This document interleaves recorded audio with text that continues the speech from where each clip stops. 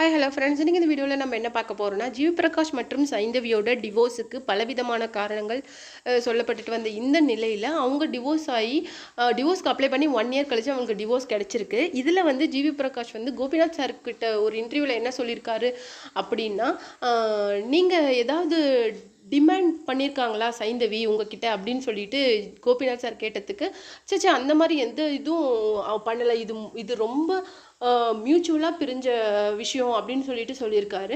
அதை பற்றி தான் இந்த வீடியோவில் நம்ம டீட்டெயிலாக பார்க்க போகிறோம். வீடியோக்குள்ளே போகிறதுக்கு முன்னாடி நீங்கள் நம்ம சேனலுக்கு புதியவராக இருந்தால் மறக்காமல் நம்ம சேனலை சப்ஸ்கிரைப் பண்ணிவிடுங்க. வாங்க வீடியோக்குள்ளே போகலாம். ஜிவி பிரகாஷ் மற்றும் சைந்தவி 2 பேருமே 12 இயர்ஸ் ஆஃப் வெட்டிங் லைஃப்பில் இருந்து முடிவுக்கு வந்துட்டு டைவர்ஸ்க்கு அப்ளை பண்ணியிருந்தாங்க. கோர்ட்டும் அவங்களுக்கு டைவர்ஸ் கொடுத்துருச்சு. அவங்களுக்கு வந்து 4 இயர்ஸில் ஒரு சைல்டு இருக்குது. அந்த பெண் குழந்தையை வந்து சைந்தவி பார்த்துக்கலாம் அப்படின்னு சொல்லிட்டோம். அதில் தனக்கு எந்த விதமான ஆட்சேபனை இல்லை அப்படின்னு சொல்லிட்டும் டிவோர்ஸ்க்கு வந்து முழு மனசோட ஜிவி சம்மதிச்சிருக்காரு.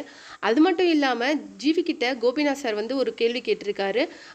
இந்த டிவோர்ஸில் உங்களுக்கு முழு மனசோட சம்மதமா, அது மட்டும் இல்லாமல் உங்ககிட்ட சைந்தவியோ இல்லை அவங்க ஃபேமிலியோ ஏதாவது டிமாண்ட் பண்ணியிருக்காங்களா அப்படின்னு சொல்லிட்டு ஜிவி கிட்ட கோபிநாத் சார் கேட்டிருக்காரு. அதுக்கு வந்து ஜிவி என்ன சொல்லியிருக்காங்க, சச்சா அப்படி கிடையவே கிடையாது, இது வந்து எங்களுக்கு இப்போ ஒரு ஸ்பேஸ் தேவைப்படுது, நாங்கள் இதை வந்து ரொம்ப ஹார்ஷாக ஹேண்டில் பண்ண விரும்பல, 2 பேருக்குமே ஒரு சைலண்ட்டான ஒரு லைஃப் இப்போ தேவைப்படுது, நாங்கள் கோவப்பட்டு ஒரு சண்டை போட்டு அது எங்கள் பொண்ணை அதை டிஸ்டர்ப் பண்ணிடக்கூடாது, எங்கள் 2 பேருக்குமே இப்போ நாங்கள் பிரிஞ்சிருந்தால் இன்னும் கொஞ்சம் எங்களை அண்டர்ஸ்டாண்ட் பண்ணிக்கிறதுக்கு நல்லா இருக்குமோ அப்படின்னு சொல்லிட்டு நாங்கள் நினச்சதுனாலையும் என்னமோ பிரிஞ்சிட்டோம்.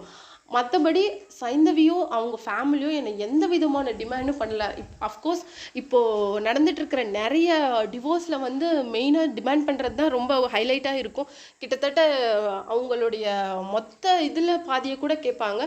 பட் சைந்தவி அப்படி கிடையாது. அவள் pure she demand only my love. அதனாலேயே கூட 2 பேரும் பிரிஞ்சிருக்கலாம் அப்படின்னு சொல்லிட்டு ரொம்ப எமோஷ்னலாக சொல்லியிருந்தார்.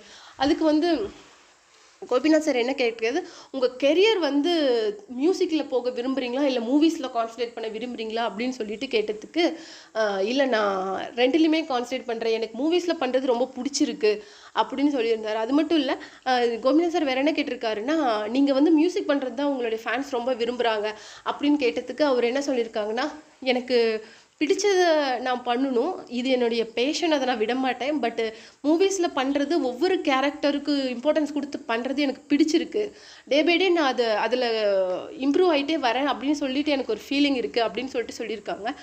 ஜிவி வந்து மியூசிக்கில் மட்டும் இல்லை, ஒரு ஆல்ரவுண்டராக இருக்கணும்னு சொல்லிட்டு நான் விரும்புகிறேன், என் ஃபேன்ஸும் அதை தான் நினைப்பாங்கன்னு சொல்லிட்டு நானும் ஆசைப்பட்றேன் அப்படின்னு சொல்லிட்டு ஜிவி வந்து தன்னோட இன்டர்வியூவில் கொடுத்துருந்தாரு. இந்த வீடியோ பற்றி நீங்கள் என்ன நினைக்கிறீங்க அப்படிங்கிறத கீழே இருக்கிற கமெண்ட் பாக்ஸில் மறக்காமல் கொடுத்துருங்க.